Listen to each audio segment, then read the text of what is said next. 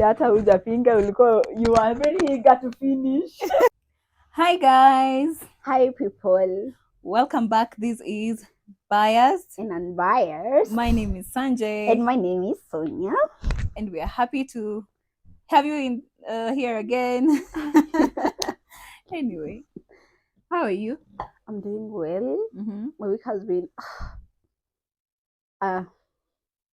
breathe in. Don't worry. Breathe out. Such is life. How was yours? Mine is okay. It's just boring. Just boring. Yes. Okay. Nothing exciting. Mm-hmm. Yeah. Anyways, on to today's topic. Yes.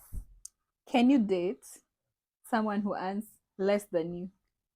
No, why would I? Yani swali nakaje kwanza unaniuliza. I wouldn't. I don't know.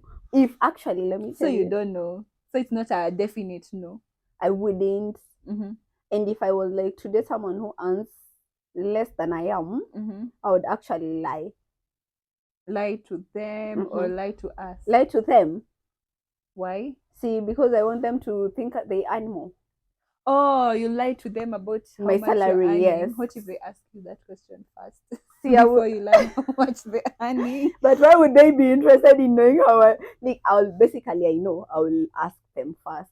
You know, in a relationship, one of the reasons why couples break up is the issue of finances. True. And that is why I'm not willing to marry someone who earns less, because I know it will be a problem. Let me tell you, I want a man who provides and protects.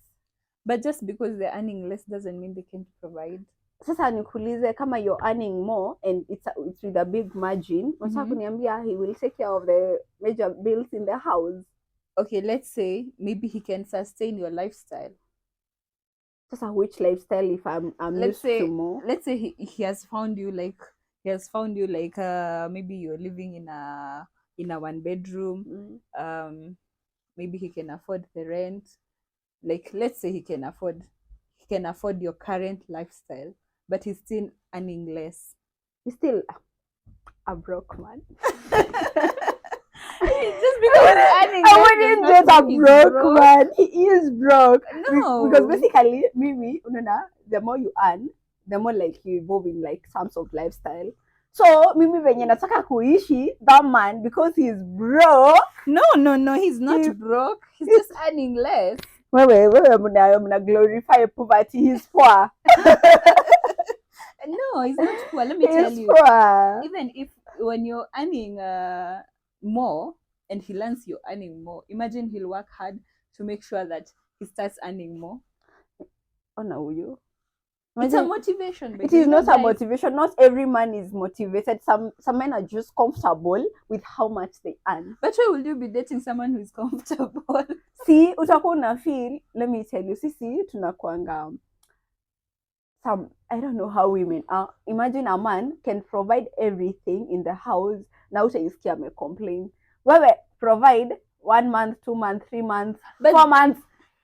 Kunaanza kuwa na imbalance of power. That is not the issue. I'm not trying to say that they are earning less and then you decide to take up the roles of providing everything, because even when you were dating, he was providing for himself.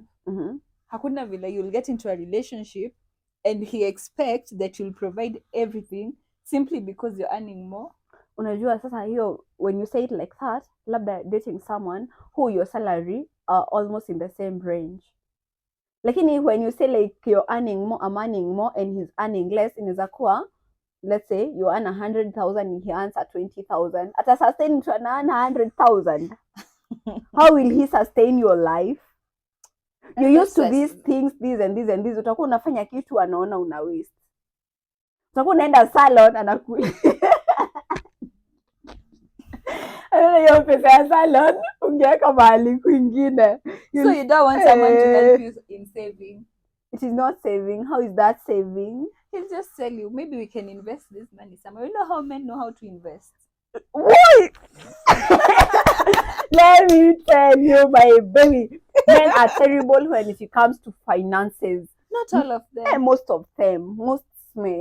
Most men are very terrible. Alafu wanapenda ni wale watu they spend and then realize I shouldn't have spent this or blah blah blah. Like I feel like when you get into a man's life, you help them make better decisions Yes. in terms of saving, Yes. in terms of like paying bills. Utakuwa unapata, especially people who do not have a constant salary, and when imefika, they're supposed to maybe pay rent, wanaanza kusanya pesa za rent that last week. Yeah. But if it was a woman, anaanza mwezi ikianza anaanza kuaccumulate pesa. But you know, not all women also know how to manage their but finances. most women, yeah, most women just like most women nurture. Just like Men most spend. men don't know how to spend, but there are those ones who know how to invest. Acha nikwambie, wewe baby girl umezoea hivi na hivi na hivi na hivi. You go date your broke man, ataanza kukwambia ati ukifanya hivi anaona una waste. Ukifanya hivi ana feel. And then okay, I also feel like when you meet someone and they earn more and you're submerged in their love, and then it's honeymoon, you love them, you see potential in them, you invest in your man, you tell him, baby, you don't do this, I'll do this. If he had a business, you invest in their business, and then you like, you build this man, Barbara the builder. You build each other. I don't know why listen. This man is broke. This man is broke. So let me You're talking of perspective of a broke. Let me tell you. We did not say can you date a broke man. We said, can you date someone who earns less than you? If he's earning less than I am, he's broke. Maybe he's just waiting for his breakthrough. No. You know, the only thing, let me tell you, just because he's earning he's less, broke than I am, does not mean the future is not bright for him. You might be earning more this time. Basically, next time you might lose your job, you might lose your business, and who will be there for you? Maybe I'm broke, so if I'm dating a man, maybe he earns less. Maybe he earns less than you, like maybe by, let's say, 10K. Unaona, ina depend. Unaona, there's I earn less, and then there's a very big difference. Of course, I'm not on how you earn. Come as such a big margin of like. Would you like, if you earn like, let's say if you earn 10 shillings, would you date someone who earns a bob or 2 shillings? Would you? Yeah. You would. Yeah. It depends with what? Depends on the potential. Let me tell you, baby girl, do not ever in your life believe that, oh, ati a man has a potential, I'll build him. Imagine it did not work like that. You build this man, empower him, and then anatafuta type yake. Ndio maana you unasikianga type yake. What did I think that's why? Let me tell you. You think like your this rich man will humble you. I'm not talking about a rich man. I'm just talking of a man let me reason like you. You're saying if he's earning less, he's broke. Now let me tell you, my dear, don't date a rich man. Why? Because he will use you, he will lie to you, he will cheat on you, and he will not find value above your value in his life. This is a blessed man unaongelelea hivyo. He's not blessed, he's just rich. You're blessed. He's a blessed. Let me tell you, this man will tell you, babe, I'm going to Dubai on a business trip. Oh, you don't know he's taking the side chick to Dubai? See, you're insecure. In the first place, you feel like if he's doing some other things, unaona ni kama you will do them and you will not it's because wewe mwenyewe unaona like this guy is doing you a favor of being with you because he's rich. You basically see him like he deserves better than you. Si umesema when he's broke, wewe haukuwa type yake. So that means even when he's rich, let me tell you're not his type. I am his type. No, let me tell you, unaonanga, able look at many relationships, and that is why right now there are a lot of cases of sugar mummies and sugar daddies. Do you know why? Like if a man marries you and they do not have money, the moment you build this man, for example, unapata mimi, I had money more than you did when you were like getting married. So mimi, as a power woman, as a supportive wife, I empower and build my man. And then when he gets to that level where he starts earning more, anaanzanga kutafuta watu wengine. And watu wengine wagani? tunaonanga kama saa hizi, mbona watu wazee wako na pesa wanakatia wasichana and they have side chicks because and most people who behave like that are people who started when they were not doing well, they were not well in life.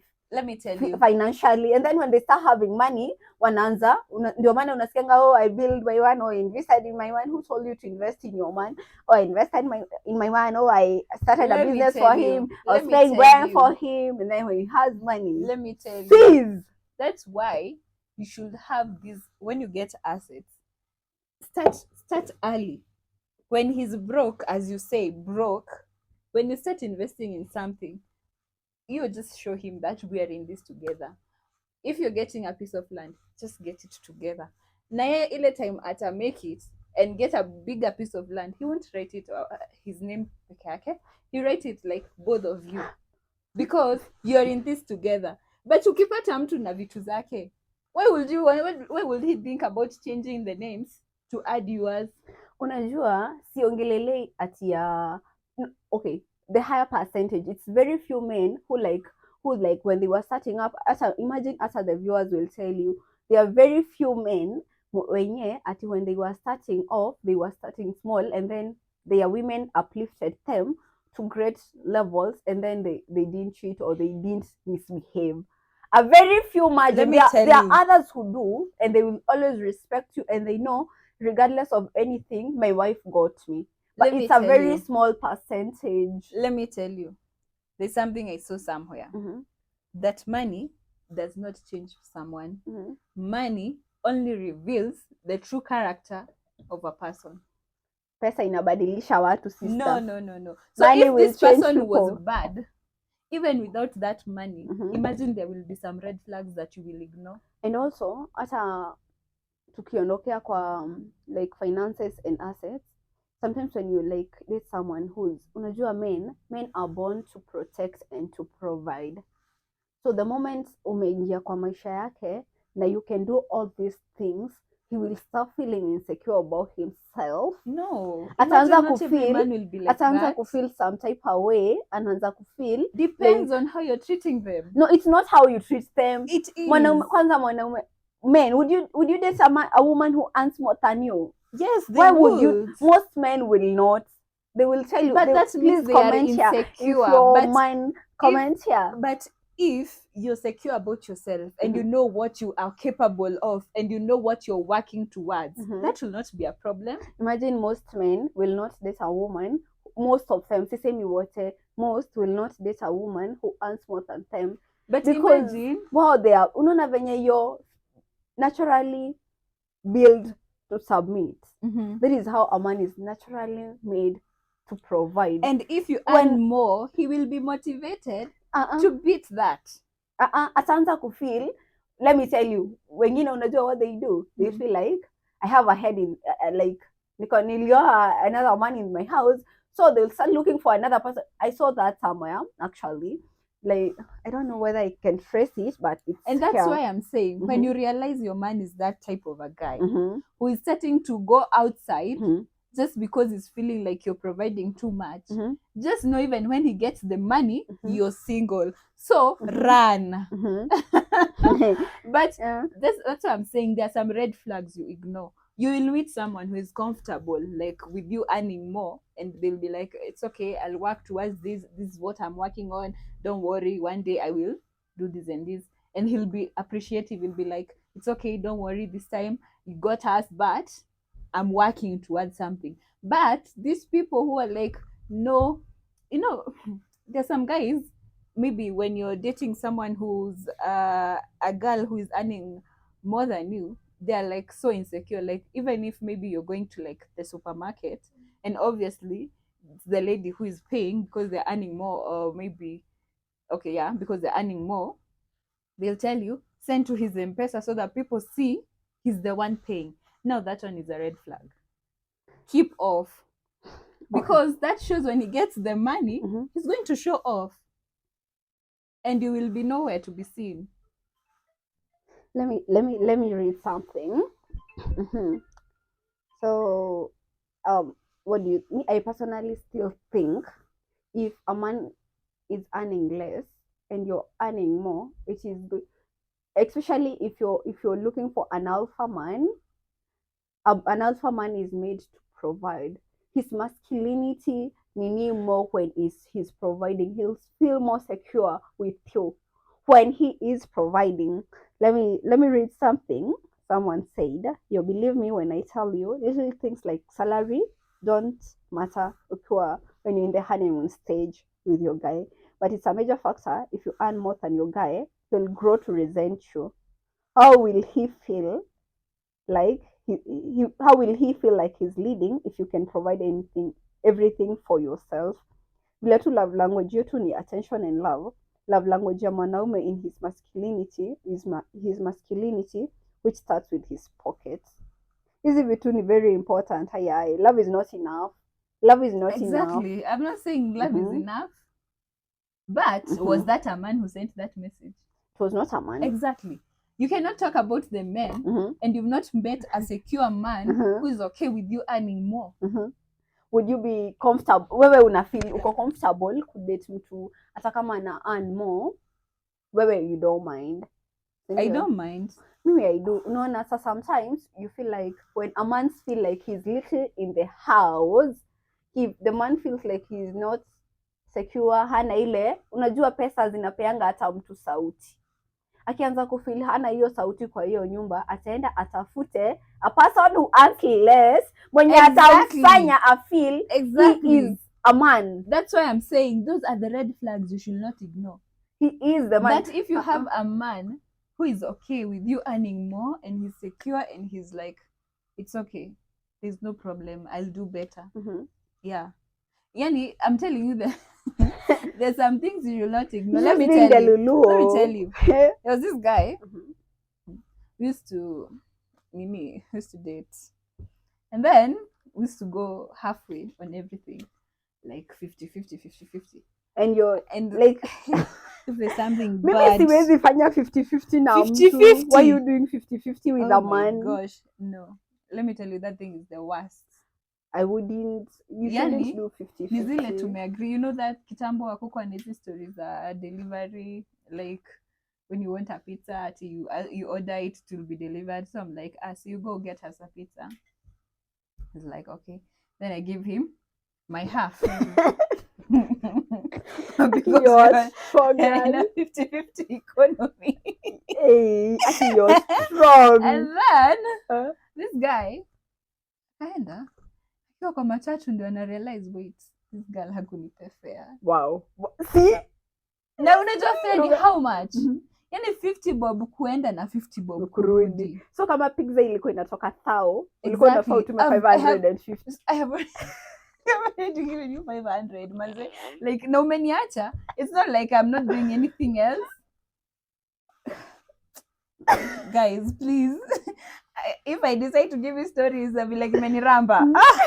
Unaona. And then let me tell you, I ignored those red flags.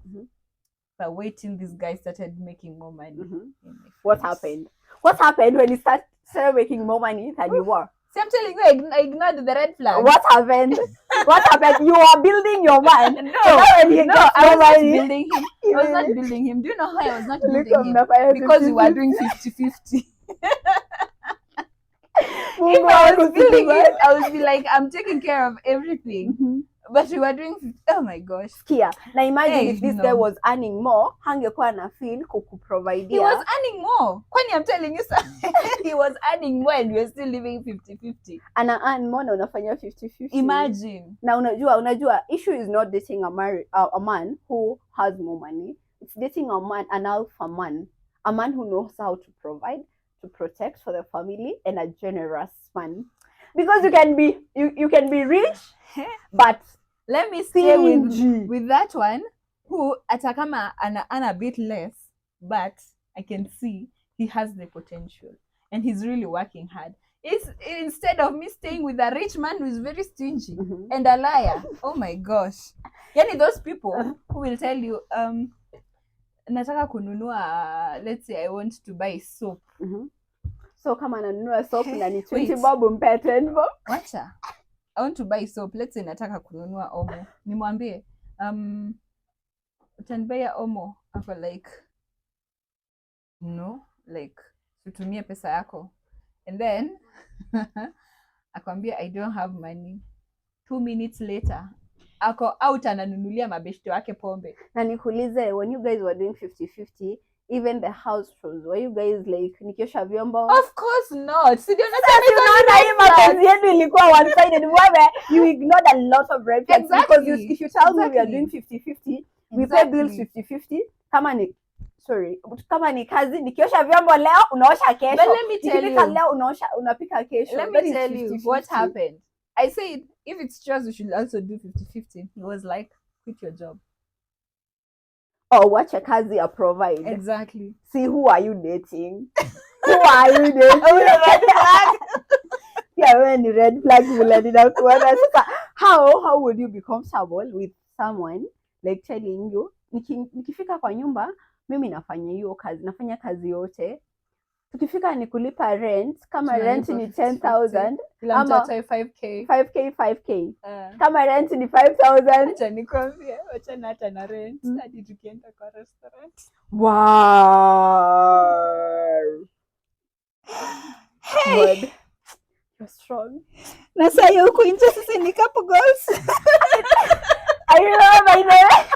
Alafu ulikuwa unapostiwa unaandikiwa captions.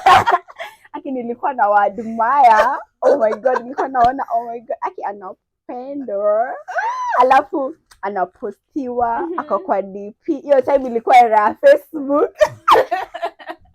Facebook pale in a relationship with na kwa nyumba unafanya 50-50. Wow. Unaona nimepelekwa Valentine's. Umeletewa maua. Hata labda hiyo maua ni mimi nimenunua. Oh my gosh. See. That's why I'm saying, I'm telling you.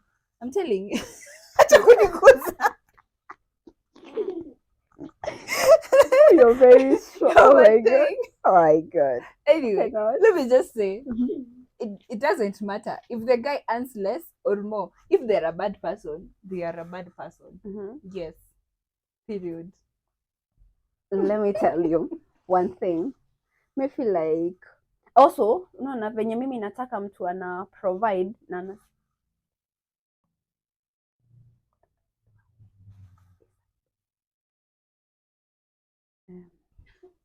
utakat. Unaona also venye na feel mimi kama nataka mtu, if I want an alpha man is a man who know his masculinity, he's a mask man. See, some like submissive man. Yeah, I'm not saying they should be submissive. I'm saying they are lakini unaona mimi kama niko na pesa kumliko nitakuwa nalipa bills mingi sana kwa nyumba. Basi tukienda kwa nyumba nitakuwa nikifeel kwa nini naamka kukutayarisha na mimi nimelipa hata hiyo stima ni mimi nimelipa, rent ni mimi nimelipa. So you're the problem. I'm not the problem. Imagine itakuwa na nini of power. Imbalance of power. Because let me tell you, I'm providing and protecting and submitting and respecting. Am I insane? No, let's just agree. You have a problem. Imagine, let me be a problem. There's some ladies out there. Imagine they will date someone who's earning less and they will not find a problem with submitting and doing all those things. Pana mimi sitakulipia rent you're trying to say it's like ni mzigo. Yeah, see, basically ni mzigo. Hapana, no. Anyway, let's just agree to disagree. No, hapana. Let me tell you, baby. Let me tell you. Saizi, it may not be a problem right now, but then again, when you like grow obviously older, when you're growing, utaanza kuona it's a problem. Obviously when you're growing, you don't expect that this man will remain stagnant. See, hata wewe utaremain stagnant. You have expectation in another person. You should have the only person you should have expectation on is yourself. Believe me, huyu mwanaume hata anaweza kuwa comfortable akuwa akijua si unalipa rent, si unanunua chakula, si unalipa school fees. Ya pesa zake anatafuta mtu mwenye atafeel sasa mimi ndo ndume huku. No. I have a voice here. There are some guys who the same way you have a problem, I don't have a problem. The same way there's a guy who is okay and a guy who is not okay. The thing is, observe the red flag. When Man, you're would you not be in comfortable? Hebu wanaume mtuambie. if you're not comfortable, just tell us from the word go. In short, by the way, when you're in a relationship, the most important thing is communication. Just ask him, this is how much I earn, this is how much you earn. Are you comfortable? If not, then let's just end this here. In the honeymoon stage itakuwa inakaa mko comfortable, then when you grow like utaanza kuona ni kama venye unaonanga. I had this story, it was during COVID. The man had money and used to provide. And then when COVID came, si kuna watu wengi walifutwa kazi, walisimamishwa, bla bla bla bla. So the woman started providing. So the woman ako job. So this woman ukiprovide the first month haitakuwa big deal, the second month haitakuwa big deal, then the third month unaanza kuona, unajua sisi we are not built to provide. No, it we are depends not, on no, the person. we are not built to provide. Kubali tu hivyo. No, it depends on we are not red built to flags. provide. Of course. And then But unaona, you see the same story ni kama story ya huyu Abel Mutua and the wife. There was a time the wife was providing. And the other, and they still okay now. Isn't Abel now doing well for himself? Basically unaona this one is different. When they started dating, Abel was earning more. And then it got to a stage where he was not earning. He was earning, but he was not earning more. Hiyo ni unaona, these are two different things. It's things. a stage in life. No, these are two different things. Even your man, hata kama ni vile tu mmepatana at the wrong stage. Apana, these are two different stages. Life is like that. It's ups and downs. Unaona kama saizi, if I'm dating someone who like they earn more, then later in life maybe they were in business and then the business is not doing well. Already sitaambiwa there's a potential in this man. I have already seen the potential. No, the potential. Si mkianza kudate unaionea wapi? Nasema hii I'm saying just because he's earning less doesn't mean he's not doing well. Of course you look at his past. Uone huyu mtu ametoka wapi. Let me tell you baby, unaona kama if I start dating you and you're earning more and then later on in life something happens, or maybe you lose your job, I have seen your potential. I don't need to be told. I do not have a problem with supporting my man then. That is support. That is supporting him. It should be from the word go. Apana, that is supporting him. Be from the word hizo ni go. Vitu mbili tofauti. If tumeanza kudate and then probably you lose your job in the middle of something, or like something happened, or you're a business person, the business is not doing well, then I will support you. Because my work as a wife is not to be a head, it's to be a neck. But who said earning more is being the head? Imagine, let me tell you, how are you being a head if I'm paying the bills, I'm like taking care of the kids, I'm basically doing everything. Oh my gosh. Imagine wewe ni mzigo in a way. Let me tell you. Men will there are things there are things that you will not manage to do as a woman. But when you have a man, not only about finances, unajua even how you're treated out here. Let's say maybe you're in a situation like there's someone who is harassing you. When the man is there, mtu hataezi ongea. True. That's what I'm saying. He will protect you. It's not all about money. There are some things he will do that will make you feel, anyway, this guy is the head. There are some areas, it's not always about money. Because obviously, we're in an African society. There are things that unajua hata ukienda maybe in some offices, these guys will not even pay attention to you just because you're a lady. But if a man goes there, they'll be like, oh, habari boss, nini. And they don't know you're earning more because it's not even written in your face. But they will give him that respect because, truth be said, people, even women are women's enemies. No, let me tell you, the society right now is building, empowering women, but the man is not empowered enough to deal with an empowered woman. I'm not talking about at least kwa nini ina make sense kwa makazi and all, at least watu wana match up because women are leading. But when it comes to family, I am basically I can do everything. Now the people that unajua wanaume tumekuwa empowered, wanawake tumekuwa empowered sana, but the boy child is not being empowered. That's true. Bado wako kwa ile era yao ya ni kama ile era ya wale watu bring up ni mababu zetu wenye walikuwa najua kazi ya mwanaume ni kufanya hivi na hivi na hivi. Venye sinaona basically that is how he is brought up. If this role of like earning more or less would work, it means we have to like put more effort in building a man to build your man. No, see mimi, I'm not building him. Anabuildiwa na wazazi. No. Your man. Already right now wezi niambia unangojea kijana fulani. Nimalize point yangu. No, hapana, siongei hivyo. Hata wewe, no, wewe who is empowering you? When your man came into your life, he found you a very powerful woman. He found you empowered. So the moment I think also programs zinastahili kuwa za empowering men because wamekuwa to a lot of neglected. Me, I am used to doing this and this and this and this. So a man knows this is how an empowered woman behaves. I am equally capable of handling her. Unaona? Yeah. So when it comes to like yeye anakuja kwa nyumba anataka mimi nifanye kazi zote za nyumba. Juu yeye he is the man. Yeah, and that is so wrong. I don't even agree with these gender roles. And ukisema the man is supposed to provide everything, that is also empowering this notion of men not being empowered. How? Because he's not providing everything. Ana provide, mimi namsaidia, but the bigger role of provision ni yake. Exactly. Same way, hata kama kazi za nyumba tunasaidiana, there are things, let me tell you, a man will not do. And that's why I'm saying, see, we cannot be equal. We are not, that's why I'm also saying it's not 50-50 because it cannot work out. It cannot work out as 50-50. The man is the head. The man is the head. Yes. And the man should provide and protect. Regardless. Yes. Regardless of how much he's earning. Regardless of how much he's earning. Unaona ni kama ile story ya Biblia. Yeah, the person who gave out 3 coins and the person who gave out a lot of money. Which person was seen that alitoa like hata the example is given like this poor person amepeana 3 shillings. That is all she has. That shows yeye ako more into this. Even the man atatoa maybe atatoa salary yake yote, wewe unamshikilia kidogo. You still have money but unamshikilia kidogo, but that shows he is committed.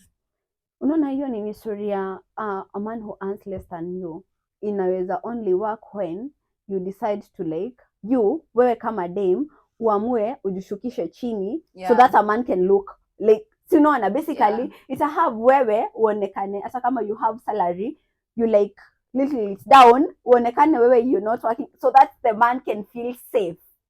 No, it's unaona hata hiyo issue ya earning more, the biggest problem inakuanga na mwanaume. Juu mwanaume ana feel wewe you're earning more, ana feel some type of way. Mimi na earn ili wewe ukue head, so that I can let you lead. I have to like I have to dim my light. No, so it's that not dimming your imagine light. I'll have to nishukishe kidogo. No, it's the truth. Being humble is not dimming your light. It's not being, I'm not, unajua kuwa na pesa na kutokuwa na pesa haimaanishi you're humble. Because wewe let's say you're a boss kwenye uko. When you're in the office, leave the office at the office. Which is true. Ukikuja nyumbani, be I am humble. A wife. Yes, and be a wife. Yes. Hakuna mambo ya kuleta kazi nyumbani. Na sijaileta kazi nyumbani. So but when for a man to you're leave, feeling that he's dimming your light, he's not coming to your workplace to say ukwe demoted. Hapana, mimi ona sasa tuongei mambo za kazi, tunaongea kuhusu pesa. Exactly, kwani pesa unatoa wapi?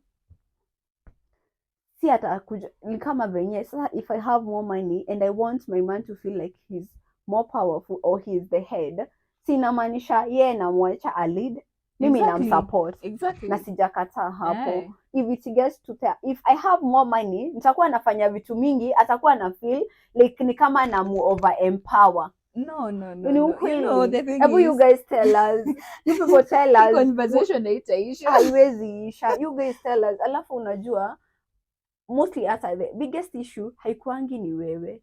Ama ni mwanamke. No, it's the woman. It's mostly the issue is the woman.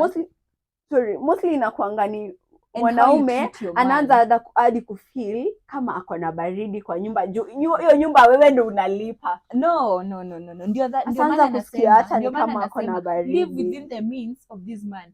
just because you're earning Unaona, more. so you'll have to Ndio like, if nasema- you're used to living in this Sijasema- capacity, you have to like that's why I'm lower saying- it. That's why I'm ili- saying. That's why I'm saying. Hata kama there's a difference in earning, don't make it like at you're looking for someone there's such a big margin. Yani you need someone kama mnaishi kwa 2 bedroom, at least hata mkiwa nyinyi wote he can afford to pay that 2 bedroom in case you lose your job or in case you stop earning.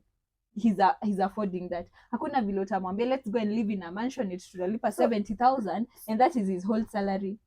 So si unaona huyo mtu mwenye wewe unasemea ni mtu mwenye I'm not saying si ati earning significantly like almost earn zero. You're earning less. You know you have to be wewe labda realistic. useme unataka mtu as much as unajua there is ni kama venye unasemanga age difference, an age difference of 5 years up, Yes. age Yes, 5 so years such less. kuna imagine ya like how hiyo much yako less hata he's earning. okay, hiyo mna earn almost the same. Ni venye yako ni ka difference kadogo. Mi nasema a big margin like tulipeana example ya 10 shillings na 1 shilling. Basically there's a very big margin. There's a big This difference, but person- hawezi niambia tunaishi nyumba unalipa rent 10 shillings yote.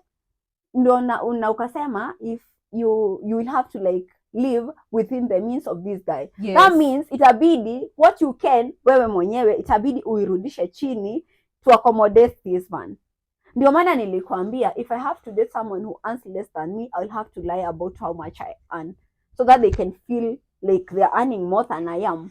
Let's agree to disagree. Yani And also najua pia sisi madam mostly hata sisi, I'm not also saying we do not fuel these things to look bad.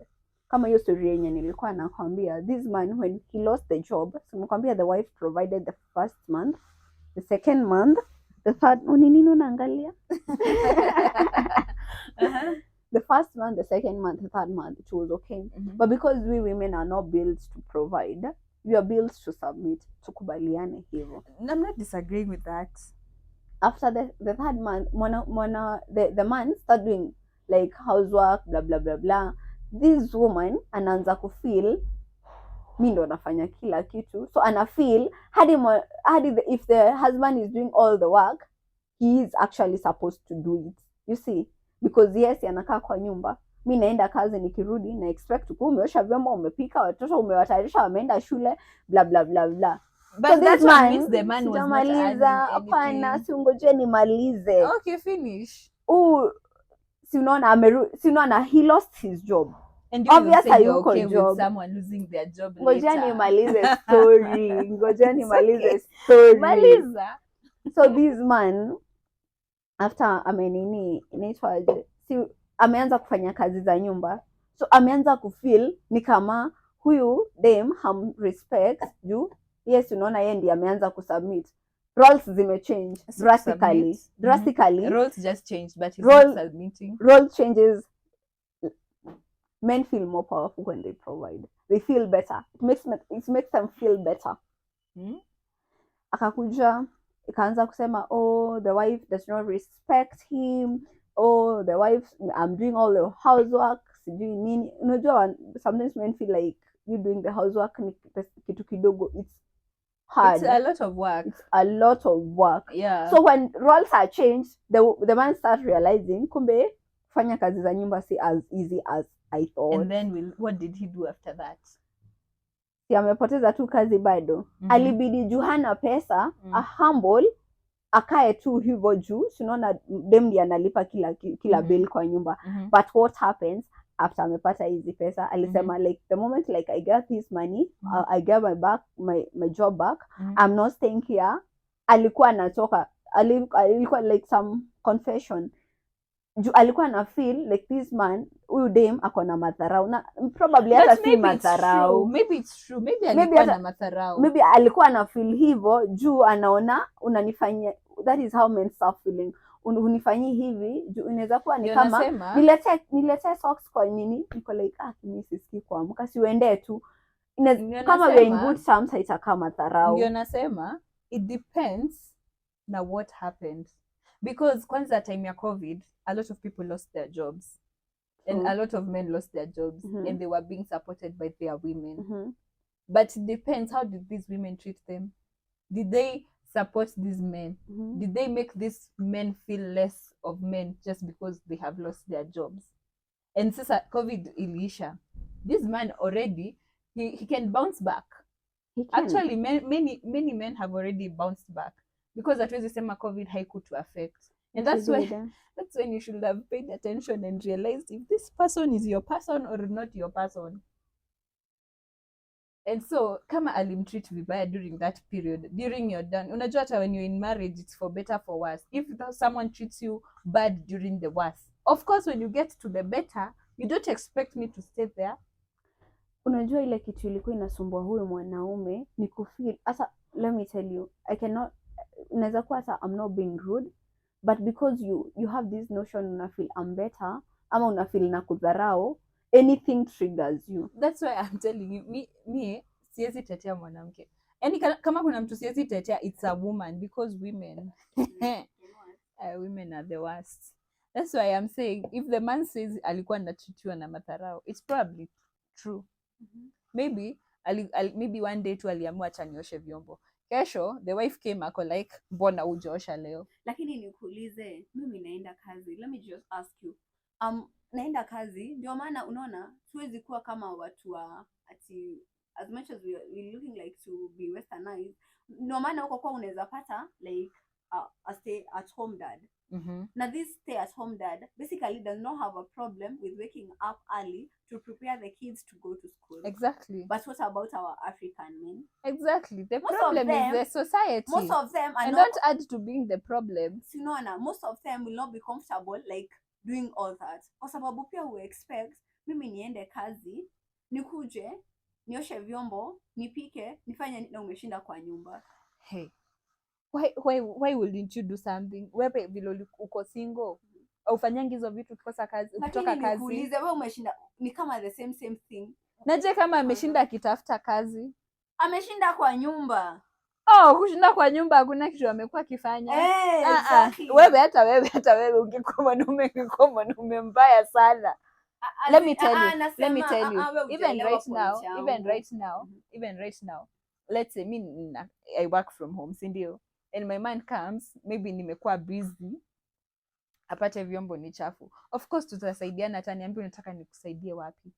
Na ametoka job, of course is tired. Hata mimi nimekuwa kazi, but nimekuwa kwa nyumba. Umekuwa kwa nyumba kazi. This man hana kazi, ako kwa nyumba. Unajuaje kama hapo anatafuta kazi kwa nyumba? Wewe unatetea wanaume sana. No. Unaona, unapata, it does not make sense ati umeshinda kwa nyumba. Si unaona, the problem is the society right now does not have a space for women to like be more powerful. Like vyombo na nini, it's not about power. It is not about power, lakini it's about you being huwezi taka kuelewa the fact that mimi nimeenda kazi, nimekuacha kwa nyumba. It's okay, nimekuacha kwa nyumba.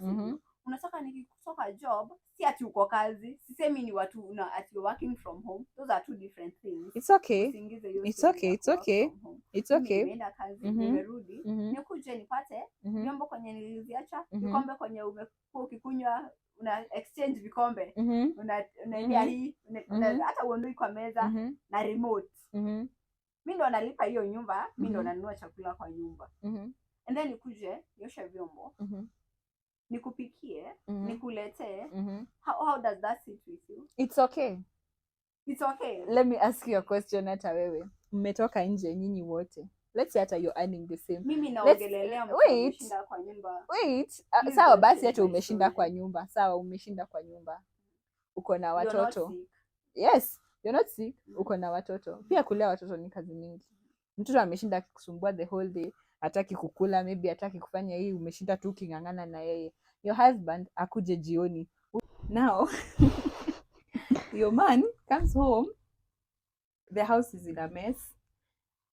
Would you expect that he'll help you with something? Like hata kama nikupe huyo mtoto chakula. But now the roles are reversed. Umeacha the man at home. Yes. Then you come home, kuna vitu tuseme he's not done anything at all. Badala ya kumgombanisha, why haven't you done that? You should have a conversation. Are you okay? Is there anything I can help you with? But sasa si unapatanga, you've had this conversation with someone, they still will not do anything. Ama the first day you understand, the second day, the third day, I'm not saying it's his responsibility, but he should help. because there's no, unaona, if una feel ni kama if we are to work together like this, like I'm providing, you'll also have to help in the house, because it does not make sense. Imagine nimeshinda job, nimechoka the whole day, come back home later and then do all the housework, na wewe umeshinda kwa nyumba, hakuna kitu umefanya. Do you think it's fair? I'm not It's not your job, but please help. exactly. Even Whether you you're not help. helping, I will. Even you help. Usina, huyu hataki kusaidiwa, anataka kila kitu mimi nirudi kwa nyumba nifanye Then that kila is a red kitu. flag. You will not know it's a red flag because you've not stayed with this person. Imagine. You'll only Ndio know it's a red nasema- flag after umekaa naye kwa nyumba. Ndio This man is nasema, not helping at all. But there are some people who don't mind. There are some ladies, they just want to be married so that people know they are married. Sasa mimi I'm not those people. Yeah, and that's why I'm saying it depends. It depends. There's someone who wants to be married. Yani ata they'll pay their own dowry. They'll give their man, take this money, go and pay dowry for me. Wow. They will, hey, wataosha mwanaume, Mm-hmm. and it's just a couch potato. Wow. So Umewaita nini? Unasikia venye mnaitwa na bado No. nyinyi ndo mnakuwa. no, if you know you're a lazy man and you find such a girl, we jibambe, because there are also girls who are out for guys because they have money. Let me There's no tell you, difference. unaona, Those are just gold diggers. sometimes marriages work when the man is providing and some actually hata ni marriages mingi sana where the wife does not do anything, like anafanya kazi za nyumba tu na bibi na bwana ana provide. They You are are the there. problem. Skiza, mimi sijasema ni mimi. Acha nikwambie why you're it the is not- problem. It is not about me. Please listen. So mimi nimekusikiza Acha tu. nikwambie kwanza why you're the problem. Well, Anafanya kazi za nyumba tu. Kazi za nyumba ni mingi sana. Let me ask you, if this man was not married to you, atakuwa anamka, anajifulia nguo, anajipigia pasi, anajipikia chakula. That's a whole lot of work. Even if skiza, you're not mimi bringing hata money, that's a sijamaliza lot of what I work. wanted to say. Usiongeze nasema- tu ati kazi za Okay, nyumba tu. skiza, anafanya kazi za nyumba tu. Like it's hafanyi job. That is Mhm. what I mean. Uh-huh. With the two namaanisha the wife is a housewife. Mhm. Hana any other job. Mhm. And then these marriages work. And then there is another one Mhm. where the woman provides everything and the Mhm. man stays at home. Mhm. Imagine this one where the woman is a housewife, and this other one where the man stays at home Mhm. will not work. This one is the one that the wife is a housewife, na hii ingine wenye mwanaume ndiye anakaa kwa nyumba haita work, kwa sababu mimi nitaanza kufeel unastahili unisaidie kazi za nyumba. Wewe. Yes, mimi. Mm. That is what I will start Mhm. feeling. You're supposed to help me Mhm. na kazi za nyumba. Si ati it's not your responsibility you're Mhm. helping me, because I'm also helping you to pay bills. Mhm. It's not my responsibility. Mhm. Tunasaidiana. Mhm. Utaanza kufeel ni kama ninakudharau, ninakukalia, na kuachia it's- kazi za nyumba ufanye, But it's kazi za true. nyumba ni za wanamke, sijui nini. That is how the man will start feeling. Na mimi nitaanza kufeel I'm taking care of all the bills and you're not helping me. No, let me Kutakuwa tell tu you. na a lot of chaos. No, let me tell you. Unajua kuna kwanga na kept men. The same way there are some kept women, there are also kept men. And This that's is why different from that's why- marriage. Imagine this kept I'm telling you, even kept men in marriage. Sina kuambia mtu anajilipia dowry. Kwani hiyo ni nini? That's a whole marriage. imagine huo mtu mwenye unasema they're married, si watu irika ya watu wadogo, like those one who like feel like I only want to be tied to a man. Mostly ni watu wako 40s 50s, mostly young- si mtu young- wako 20 30. Young successful ladies, you know, they find it hard to find men. They But will do that. most of them do not do that at when they are 30. Let me tell They you. start doing it when they start feeling like miaka imeenda sana, I'm not married. But when you're 30, you're even focused on your career and Let me tell you. education. The thing is, these things are done secretly. Ile siku wata break up na huyo mwanaume ndio utajua, kumbe this guy was kept.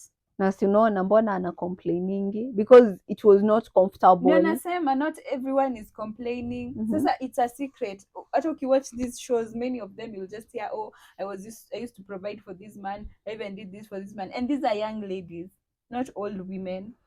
Yeah, you just don't be a builder. Ati Barbara the builder. Itakuramba, Me, I'm like, baby.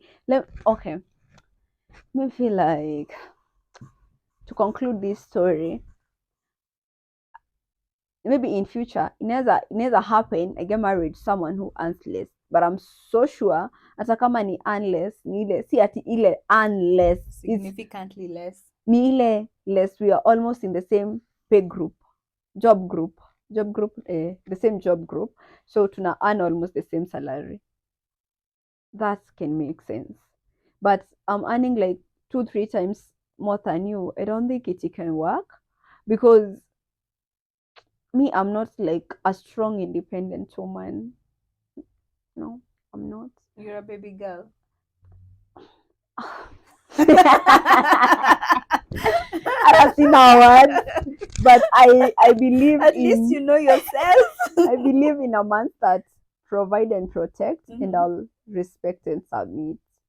And I'm so sure that marriage will work because Nita, I will work well when I'm a neck and I'll not be leading. I want to like step back a little and let my man lead.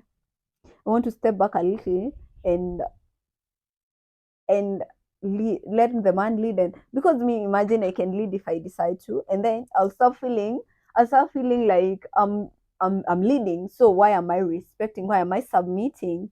This is how I will honestly start feeling.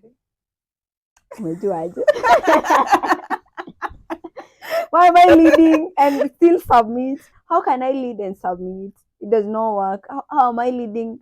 Okay, respect come both ways. I'll still respect you, but I'll not submit. Sitakulipia bills aki kijana na ni kusubmitia hapana. Let's do this. Let's agree to disagree, because out of my experience, you know, most of these things we discuss, I have experienced them. Doesn't matter if he's earning more or less. If that person is a bad person, they're a bad person. If they're a good person, they're a good person.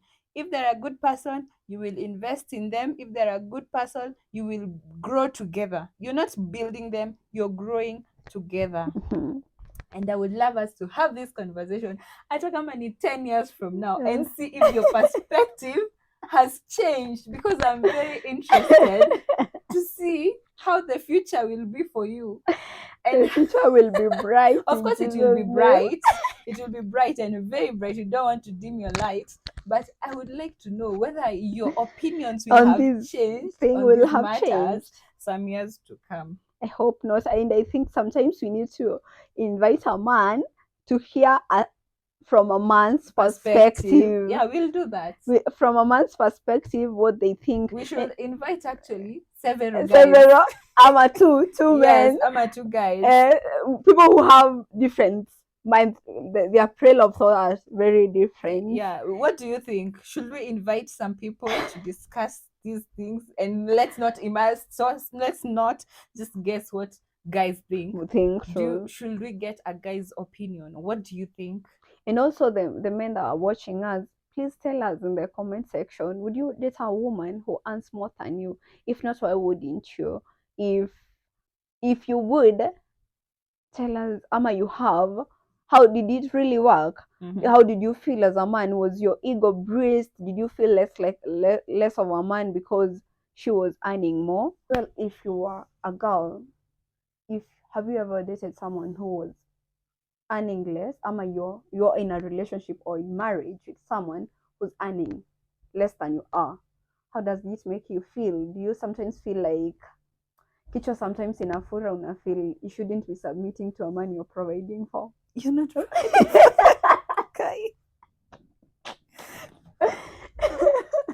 If you're providing, there are people who are providing everything. You still feel like it's your duty to submit and you're still providing.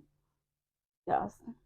Please let us know in the comment section. Please let us know. Thank you for watching.